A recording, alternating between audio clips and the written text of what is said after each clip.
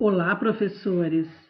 Vamos a mais uma TPC de língua portuguesa, tá? É Fátima e Silvia, da Diretoria de Ensino. Vamos iniciar a conversa de hoje. Eu vou ler para vocês um poema da Córea Coralina, da qual eu sou grande admiradora. Córea Coralina chamava-se Ana Lins do Guimarães Peixoto, nasceu dia 20 de agosto de 89 e faleceu dia 10 de abril de 85. Ela iniciou suas publicações aos 76 anos.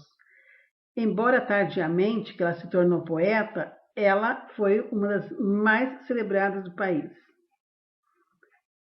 Pois bem, a Córea Coralina, na verdade, ela fazia seus poemas, as suas escritas, com situações de cotidiano, detalhado com delicadeza que só uma mulher sábia consegue expressar através de seus poemas.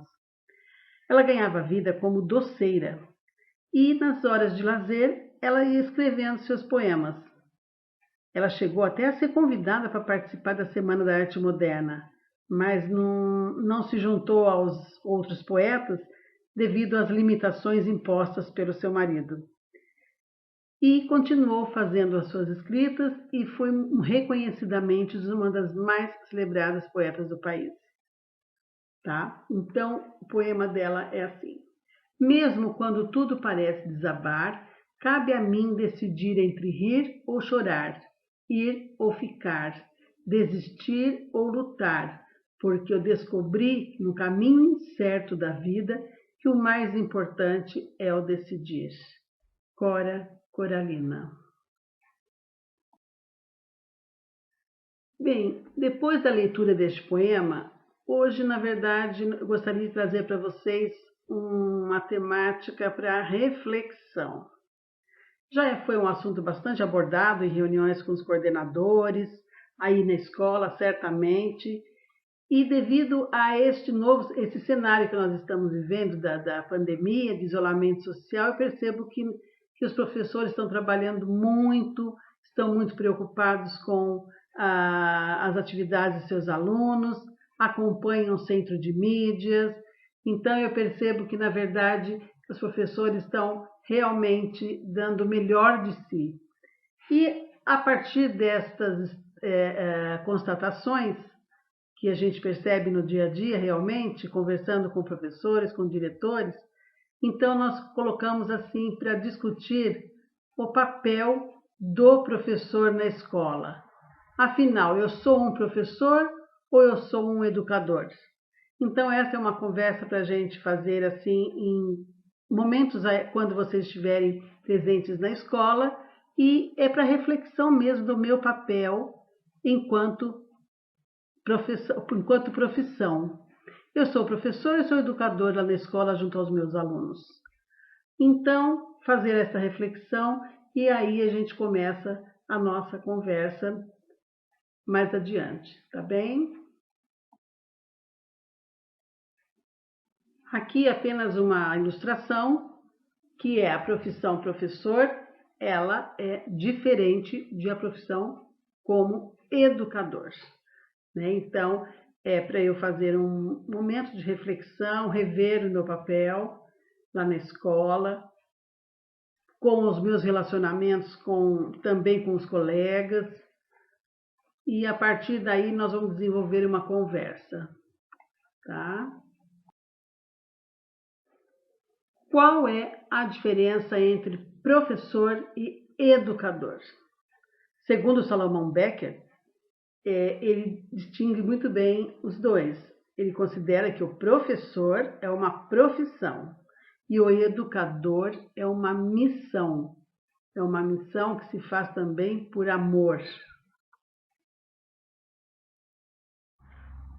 Aqui também tem mais uma definição fazendo o contraste de professor e educador.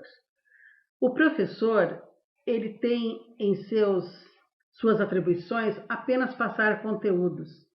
Ele entra na sala e dá tanto para o aluno ótimo, para o médio e para o péssimo aqui no sentido de aprendizagem, ele dá a mesma metodologia. Da mesma forma de que ele deu aula há 5, 10 anos atrás, ele repete a mesma metodologia. Enquanto o educador, ele trata os seus alunos muito mais do que a média. Ele não só visa notas, ele trata os seus alunos como pessoas, conhece os seus alunos e desenvolve a sua competência socioemocional, desenvolve também a afetividade. Ele trata os seus alunos como pessoas, além de passar somente o conteúdo. Ele vai muito mais além de passar só o conteúdo para os seus alunos, valorizando-os. Aqui, para a gente conversar um pouquinho, eu tenho conversado com muitos professores e relatos, e eu também faço os meus relatos. Só pergunte para os seus colegas quais são as lembranças que você tem de seus professores lá dos anos iniciais, ou do ensino fundamental, ou do médio. Todos nós temos aquele professor que a gente fala com muito carinho. Você realmente reconhece que os professores que você guarda lembranças boas. E tem aqueles que você também guarda algumas lembranças negativas, castigo, que não dava aula direito, não se preocupava com os alunos, não gostava da sala. Então, quais as lembranças que você tem? Se você lembrar com carinho do professor, são lembranças positivas. Então, este realmente foi um educador. Você teve um educador. E, gente, nós temos boas lembranças de muitos professores. Eu tenho de professor até do prézinho que eu encontro até hoje. Com a professora minha que foi do pré. Tenho ótimas recordações da minha professora também dos anos iniciais, que eu já encontrei com essa professora. Uma vez num restaurante, eu esperei que ela acabasse de almoçar e timidamente cheguei até ela para tirar uma foto da minha professora, porque eu tinha muito carinho por ela. Quer dizer, são lembranças positivas. E quando nós temos lembranças positivas, essa professora teve o papel para a gente de educadora. E acreditem, ela não lembrou do meu primeiro nome, mas a hora que eu perguntei, a senhora não lembra de mim, mas eu gostava muito da senhora. Ela disse, você e falou o meu sobrenome, da família tal. Eu fiquei até emocionada. Quer dizer, o professor também, quando é educador, ele tem os seus alunos muito mais que o aluno. Ele desenvolve carinho por essas crianças, né? Então, se você tem um professor que você lembra com carinho, esse foi o seu educador. Que sorte que você teve. Só para elucidar mais o que nós conversamos. Educar é ir além de ensinar a ler e escrever, ensinar contas de mais e menos. Educar é adentrar-se na vida do aluno e ali enxergar bondade, inteligência, múltiplas habilidades, e até mesmo naquele aluno que todos dizem não tem solução, o educador enxerga o melhor. Ao ler isso aqui, me veio à memória daquele aluno que você fala, nossa, ele é impossível na sala. Mas quando a gente começa a dar atribuição para ele, tipo ajudar o professor a fazer algo, se ele pega empatia com o professor, você ganhou esse aluno na sala de aula. Tenha certeza disso. Então, ser mais próximo do aluno, não é? O educador, ele ensina não a só ler e escrever, mas ensina também a fazer a leitura de mundo, ensina a enxergar nas entrelinhas de sua própria vida. O educador zela pela sua vocação, e mesmo faltando recursos, sobrecarregado de burocracias, ele não deixa a peteca cair. Ele entra na sala de aula disposto a dar o melhor de si, porque sabe que na vida de muitos alunos ele é o único exemplo bom, pois ele é muitas vezes a única referência boa que os alunos têm. Eu tenho certeza que alguns professores que devem estar assistindo a este vídeo já ouviu de mim, Fátima, essa frase: você é um educador. Por quê? Eu percebo a forma, quando eu visitei a sala, eu percebo a forma com que ele cuida dos alunos. Então, ele percebe naquela criança que ele é referência para aquele aluno, que ele representa uma pessoa para aquele aluno, um referencial para a vida. Então, futuramente, tenha certeza que esse aluno jamais esquecerá de você enquanto educador. Cada aluno que passa pelas mãos de um educador não sai o mesmo, porque o educador tem o dom de semear nos terrenos mais inférteis e dali receber e distribuir as mais lindas sementes.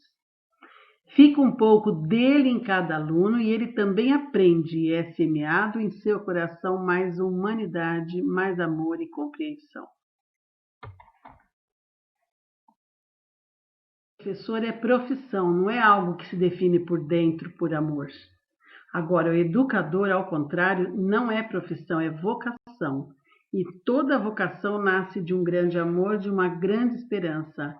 Rubem Alves. Gente, o que será que é educador acima? Isso mesmo, acima.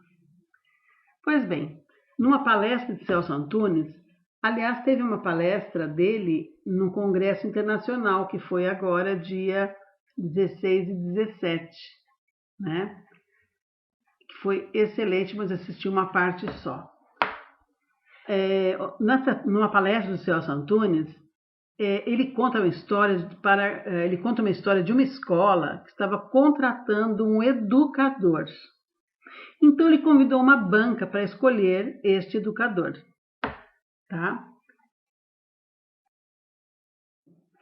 O primeiro candidato fez a sua apresentação, aí o diretor perguntou para o avaliador: você indica esse candidato para assumir a vaga? E o avaliador disse assim: excelente professor, eloquente, ótimo currículo. Eu acho que dispensaria até outras apresentações. Este está totalmente apto para a vaga.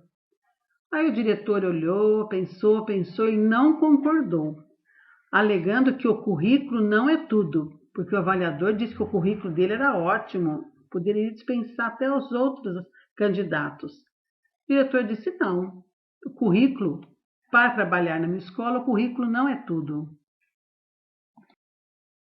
Pois bem, aí veio a segunda candidata, fez a sua apresentação, aí o avaliador disse: esta está bem apta a assumir aqui nesta escola, assumir as aulas dessa escola, porque uma professora com muitos anos de experiência, ela certamente será uma excelente professora para essa escola. O diretor olhou e realmente ele disse: não, não está aprovada. Experiência é muito importante, mas só experiência também não é tudo. E assim veio o terceiro candidato. No terceiro candidato, o diretor perguntou para o avaliador: e vocês indicam este? Ah, este sim. Este, além de ser um bom professor, olha, diretor, ele está precisando muito, porque ele foi abandonado pela esposa, ficou com os filhos e atualmente está passando por umas dificuldades financeiras. O diretor novamente negou. Olha, de forma alguma eu contrataria alguém pensando na necessidade. Então, diante dessas reprovações pelo diretor dos 3 candidatos, os avaliadores ficaram perplexos. Mas o que é que acontece que nenhum dos 3 pôde ser aprovado pelo diretor? Então indagaram. Afinal, perguntaram para o diretor quais são os critérios para a contratação. Nisso ele respondeu: para esta escola, eu preciso de um professor acima. E ele usou esse acróstico: A de aula, C de conteúdo, I de inteligência, M de memória e A de avaliação. Neste congresso internacional que teve dia 16 e 17, agora de julho, que foi pelo Facebook, do Instituto Casagrande, o Celso Antunes, ele usou o acróstico de camisa. Professor que veste a camisa. Então, ele usou o acróstico de CAMISA.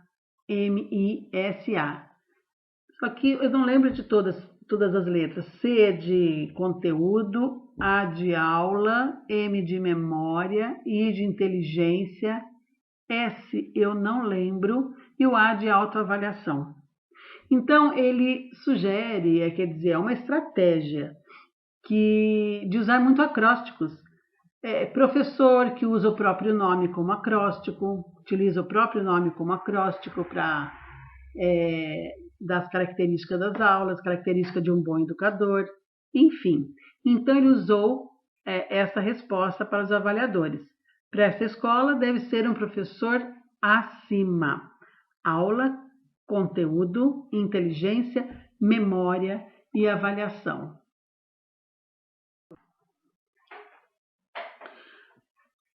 Bem, em síntese, então, ele menciona o acima, dizendo como aula, que a aula seja sempre interessante, criativa, utilizando-se de acontecimentos do dia para iluminar as suas aulas, e cita um exemplo de uma professora que estava dando aula e na hora do recreio os alunos saíram e no alambrado do recreio apareceu um burrinho e fizeram uma algazarra com esse burrinho. Voltaram do recreio, todos agitados, que tinham visto o burrinho corria, enfim. A professora aproveitou desta situação, deste momento do recreio aí, e trouxe para a sala uma atividade envolvendo o burrinho. Aproveitou para perguntar se alguém já tinha visto o burrinho, se alguém já tinha ido para algum sítio, quanto tempo que o burrinho demorava para nascer, enfim, ela voltou toda a temática em torno disso. E no C de conteúdo, o conteúdo deve fazer sentido para o aluno em todo o seu contexto. Aí aproveitou e contou a história de que quando ele foi uma vez para o shopping, tinha um garoto lá em frente ao shopping que estava se oferecendo para olhar o carro e ganhar umas gorjetas. E ele deixou esse menininho olhar o carro. Aí o menino veio correndo, chupando sorvete, e pegou o papel do sorvete, o palito, e jogou na lixeira. Ele disse que ficou maravilhado de ver aquilo, uma educação, né? Bem educado. E chamou o garoto. Falou, por que você jogou o papel na lixeira? Aí ele disse, para preservar o meio ambiente. Ele ficou maravilhado de ver a resposta do menino, para preservar o meio ambiente. Aí ele falou assim, muito bem. E para preservar o meio ambiente, o que é meio? Meio é metade. Pronto. Demonstrou que aprendeu fragmentado. Porque meio ambiente não é o sentido de meio de metade, né? Então, faltou aí a contextualização do... Ele sabia falar preservar o meio ambiente. Não devemos deixar a rua suja, tal. Preservar o meio ambiente. Ok, o que é meio para você? Sobre o meio ambiente. A meio é metade. Então, ele não entendeu o que é meio ambiente. Apenas sabia que a ação de jogar o papel, né, no lixo. E sobre inteligência, que é o I de inteligência, ele narrou uma história que certa vez foi para o Japão, que ele queria também conhecer a realidade das salas de aula de lá. E aproveitou que estava com uma intérprete, ótimo, porque ela traduzia o que a professora estava fazendo na sala. Chegando na sala, a professora já estava com os alunos que estavam retornando das férias. Então, não é assim dar uma redação minhas férias. Não. O que ela fez, né, neste retorno das férias com os alunos em sala de aula? Ela dividiu em 4 grupos. O primeiro grupo ia fazer um texto relatando sobre as férias, então era um grupo de alunos. O segundo ia expressar através de desenho. O terceiro iam colocar no papel uma chuva de palavras soltas sobre férias, né? Alegria, jogo de futebol, passeio ou não, né? Televisão, Enfim, e com essas palavras eles iriam fazer uma música, uma paródia, essa era a proposta. E o quarto grupo iam fazer mímicas, expressar através de mímicas para os demais alunos tentar descobrir. Foi uma aula bastante dinâmica, que todos participaram, então essa aula ficou bastante memorável lá nessa série. E agora, memória, acima, M de memória. São os recursos que os professores utilizam para facilitar a memorização das informações. Categorizando palavras. Por exemplo, essa professora citou um exemplo que colocou 20 palavras na lousa, para os alunos observarem as palavras, que ela ia dar um tempo, depois ia apagar, porque ela tinha tudo marcado no papel, ou pedir para os alunos ficarem de costas e ver quem lembrava de mais palavras das 20. Então, nessas 20 palavras, tinha cor misturada com vestimenta, misturada com ferramentas. Então, tinha verde, amarelo, camisa, alicate, azul, shorts, chave de fenda, entendeu? Tudo misturado. Ela fez essa experiência. Aí ela recolheu o número de palavras. Depois ela colocou na lousa categorizando cores, verde, amarelo, azul, cor-de-rosa, branco, ferramentas e vestimentas, para eles observarem com o mesmo tempo. O resultado foi bem mais assertivo nessa segunda estratégia de categorizar. E também tem professor que lança a estratégia de música para melhor compreensão do conteúdo. Eu me lembro que eu estava na escola e a professora, para explicar o aparelho digestivo, professora de ciências, ela fez uma música. E eu lembro da música até hoje. Obviamente que na prova todo mundo cantava baixinho, porque na música tinha muitas informações. A música é do aparelho digestivo. Então a música é assim: a boca, a faringe, o esôfago, o estômago são órgãos que fazem a nossa digestão. O fígado, o intestino, o pâncreas, salivares ajudam o aparelho na transformação. Então, se perguntasse alguma coisa que estaria ali naquela música, gente, obviamente todos acertariam. Então, alguns professores usam de várias estratégias, né, para facilitar a memorização.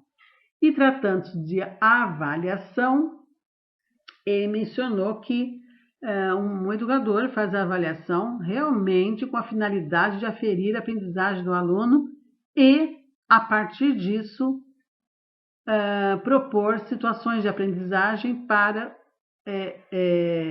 ir ao encontro dessas dificuldades, né? E mencionou um exemplo também, por exemplo, o médico, quando ele faz um diagnóstico nos seus pacientes, a finalidade que é, a partir do diagnóstico, né, fazer com a medicação para que o paciente tenha melhoria, né, na saúde. E o mecânico, a partir de ver o defeito do veículo, também faz o conserto para que o carro fique bom. E os alunos não diferente, a partir das suas dificuldades de aprendizagem, demonstrada na avaliação, o professor vai propor outras situações de aprendizagem para que o aluno venha a absorver esse conteúdo que estava em defasagem.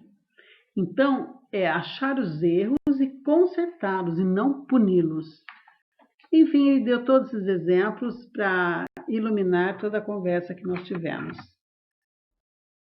É isso, professores. Uma conversa